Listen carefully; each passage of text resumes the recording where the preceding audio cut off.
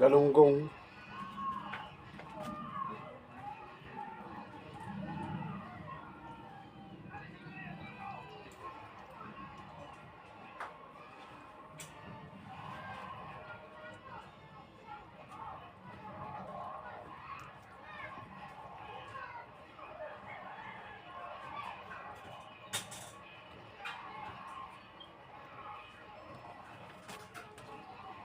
Kanina, nalikuha ko yung anak ko ng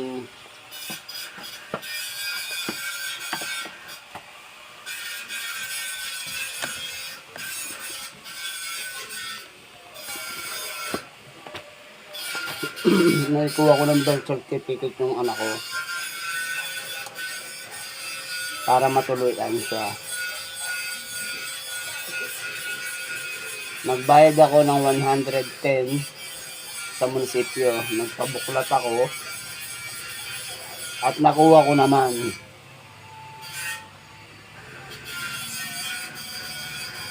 At ngayon, bumili ako ng galunggong. Ng galunggong po.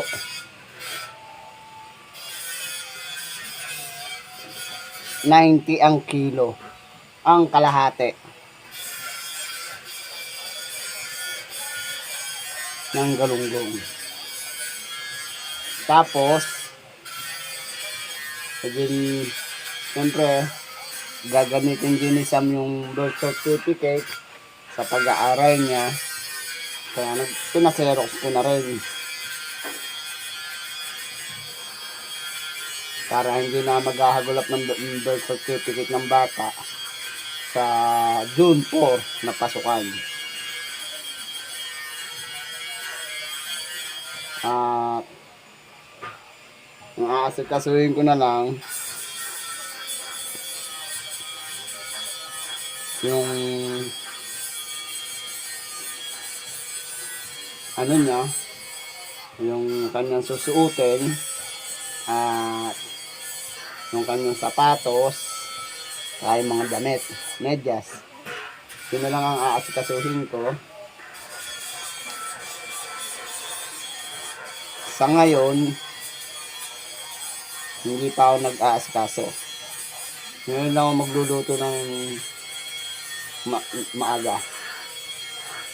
Dahil hindi ako nagsaing kaninang maga kasi busy ako. Nagpunta po ako ng ospital. Pina-screening ko sa aking anak na si Sam para matulian. Kaya lang naging abala. Naghanap sila ng birth certificate ng bata. Nakuha ko naman ng mapayapa. At maayos naman na nakuha ko. Kaya lang talagang hindi na ako umuwi ng tanghalian. Pinasikaso ko talaga. Dire-diretso.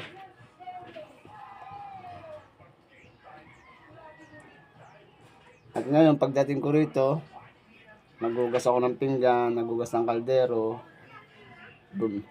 Ngayon, kinuha ko itong galunggong. Hugasan ko na. Aasnan ko na at saka kung ano.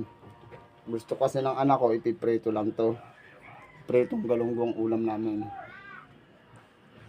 Para masarap ang kain ng aking anak na si Sam. Gusto niya kasi prito eh. Nahilig sa prito yun. Ganda, napakabit na. Bukas, magtatrabaho naman ako. Para naman sa paghahanap buhay. Ang aasikasuhin ko. Dahil ang gastos ko kanina ay medyo mataas-taas.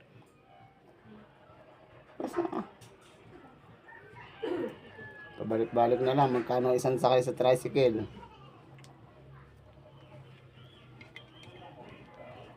Tapos merienda ko pa, kain bata.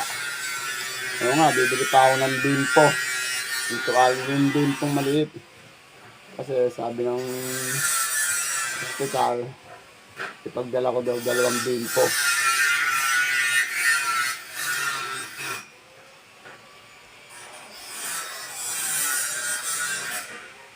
Pag nagkapera ko yun sa mga anak ko naman na si Ariana, yung birth certificate ng bata, kukunin ko na rin. Para lahat sila meron na. At least naasikaso ko yun sa mga anak ko. Hindi ko pinabayaan.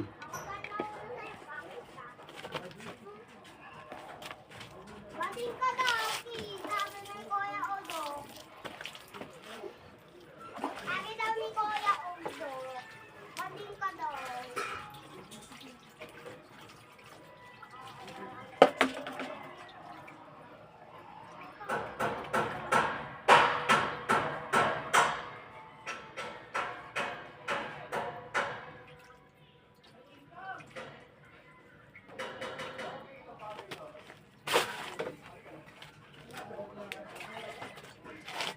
Diretso salang na ako ng sinaing.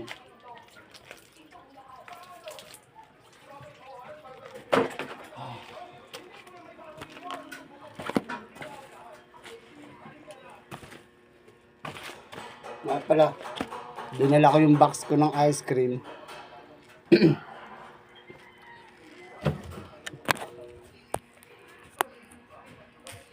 Dahil busy ako. Pagod ako ngayon, araw maghapon. Shoutout po sa inyo lahat. God bless. Mag-ingat po ang lahat. Sobra init. Maging ligtas po kayo ang bawat isa sa inyo. Maraming salamat.